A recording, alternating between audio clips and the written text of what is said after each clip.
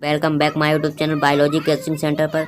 स्वागत है आपके बायोलॉजी कोचिंग सेंटर पर। आज हम बताएंगे अध्याय 3 जो कि हमारा चैप्टर चल रहा था बायोलॉजी का, उसमें अध्याय 3 चल रहा था और ये पार्ट 3 है और मानव जनन है इसका चैप्टर का नाम और जीव विज्ञान का ये टॉपिक है। चलिए आज का पहला जो क्वेश्चन है वो क्या है, आंत्रप चक्र क्या है, आंत्रप चक्र का कौन सा हार्मोन नियमन करते हैं। ठीक है, आंत्रप चक्र क्या है, आंत्रप चक्र का कौन सा हार्मोन नियमन करते हैं। चलिए इसका हम क्वेश्चन जो उत्तर है इसका शानदार तरीके से देते हैं और अपनी नोटबुक निकाल के बैठ जाइए। इसका उत्तर मैं शानदार तरीके से दे रहा हूँ। चलिए उत्तर डाल लेते हैं, डाल ली है। चलिए इसमें लिखते हैं इसका उत्तर। देखिए यहाँ पर क्या लिखा जाएगा, मादाओं में। ठीक है, मादाओं मतलब स्त्री, मादाओं में अंडाणुओं, अंडाणु कह लीजिए, अंडाणुओं का निर्माण। फिर आपको समझा भी देंगे, जब तक ये लिख लें। मादाओं में अंडाणुओं का निर्माण 28 दिन के चक्र में होता है। 28 दिन के चक्र का मतलब पूरा चक्र होता है 1 महीना। ठीक है, 28 दिन के चक्र में होता है, इसे आंत्रप चक्र कहते हैं। ठीक है, इस जो ये प्रक्रिया होती है 28 दिन में अंडाणुओं का निर्माण करने की, इसे को हम कहते हैं आंत्रप चक्र, आंत्रप चक्र कहते हैं,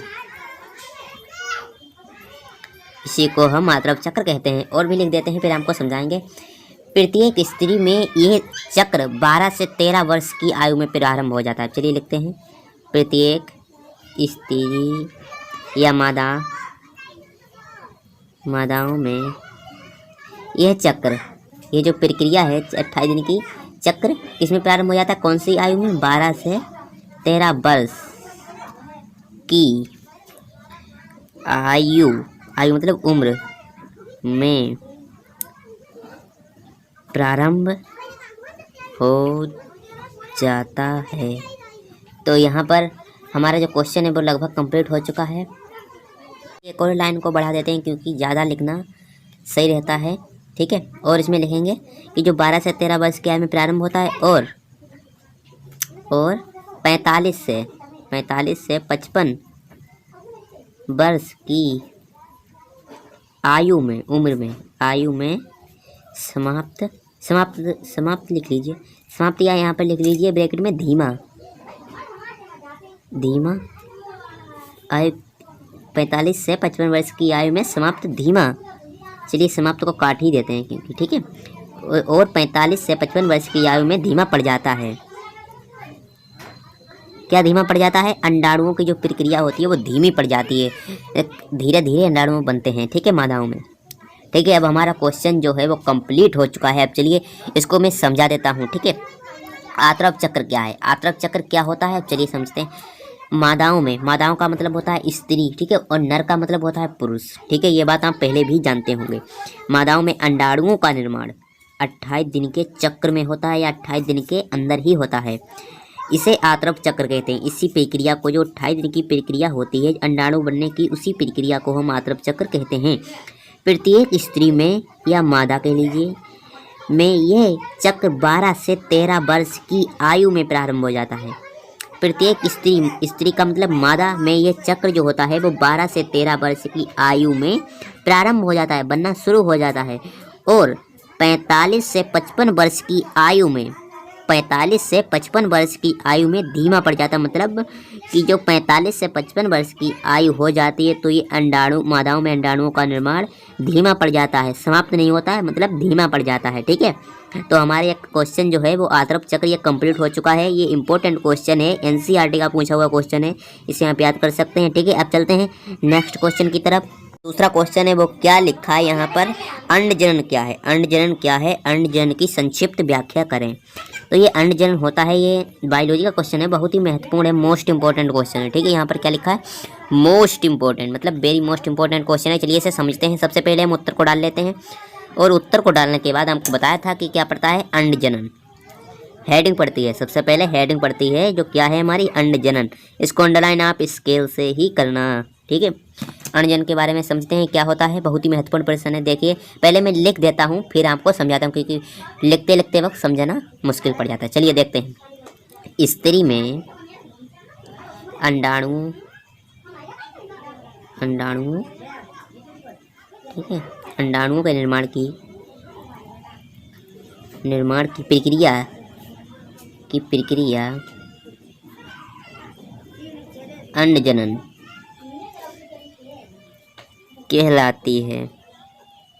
रुकिए जरा, यहाँ पर ये अंडा लाने से कर लेना क्योंकि ये महत्वपूर्ण है।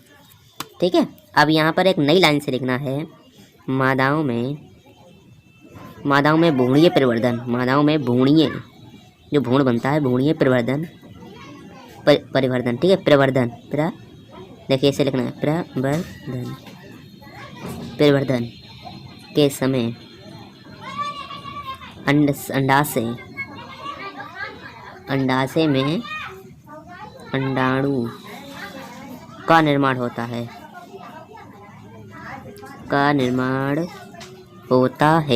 ऐसे ही आप लिखना बोर्ड एग्जाम में। ठीक है, अब ये हो चुका है।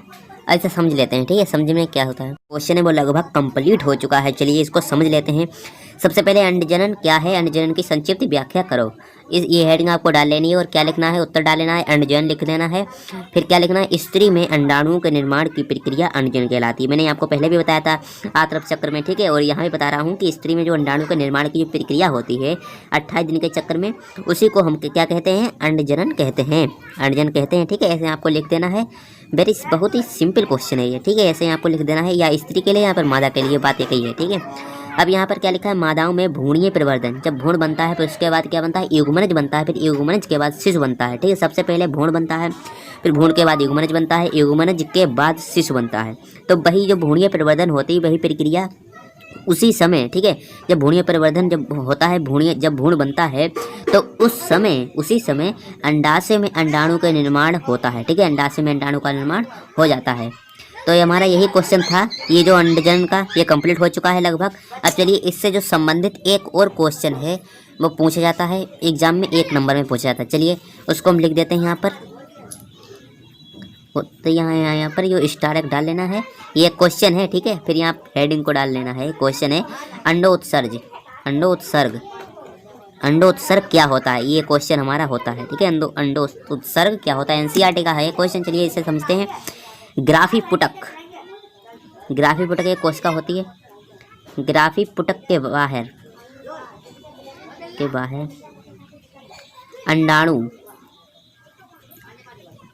अंडाणु का आना अंडोत्सर्ग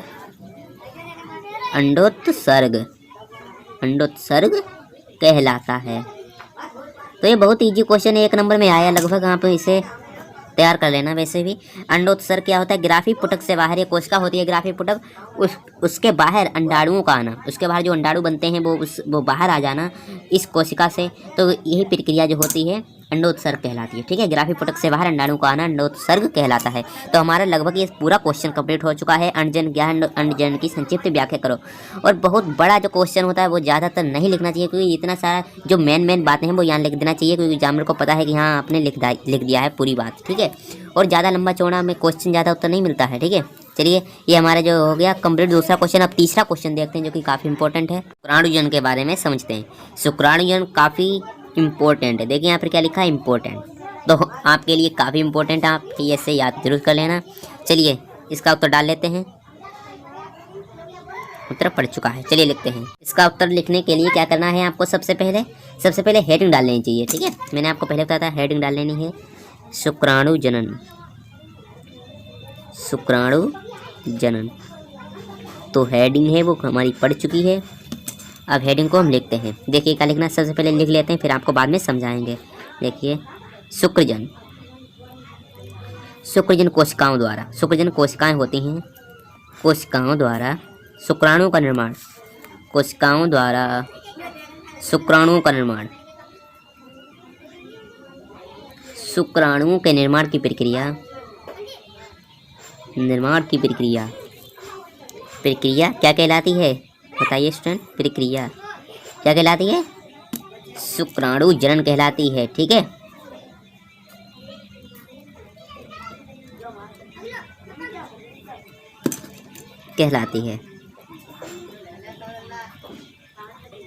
शुक्राणुजनन कहलाती है। तो ये हमारा जो कंप्लीट हो चुका है।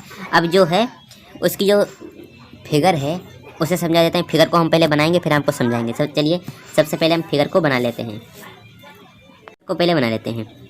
यहाँ पर बनेगा फिगर। देखिए ये शुक्रजन नलिका बना रहे हैं हम, ठीक है, शुक्रजन नलिका बना रहे हैं। देखिए आप ऐसे ही बनाना है एग्ज़ाम में, क्योंकि जो डायग्राम बनता है इससे ज़्यादा नंबर मिलते हैं, ठीक है। ये जो ऊपर वाली है उससे क्या कहते हैं, शुक्रजनक, शुक्रजन कोशिका, इसे ऊपर वाली को कहते हैं शुक्रजन कोशिका, और नीचे जो है वो सर्टोली कोशिका, सर्टोली कोशिका। अब और ये जो नलिका है ये हमारी कौन सी नलिका है, इसको पहले लिख देते हैं शुक्रजन नलिका, शुक्रजन, शुक्रजन नलिका।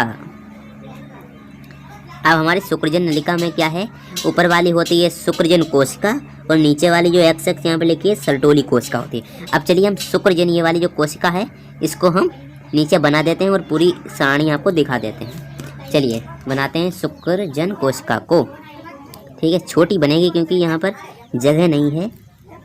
शुक्रजन कोशिका, शुक्रजन कोशिका ये है, ठीक है। अब यहाँ पर शुक्रजन जो कोशिका होती है वो द्विगुणित होती है, यहाँ पर लिख देना है द्विगुणित, द्विगुणित होती है।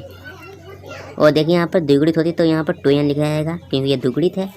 अब यहाँ पर थोड़ा सा नीचे करेंगे, सारणी बन रही है यहाँ पर 2n, यहाँ पर ये भी द्विगुणित है, इसे हम समसूत्री विभाजन कहते हैं। सबसे ऊपर समसूत्री विभाजन, इसको कहते हैं समसूत्री विभाजन,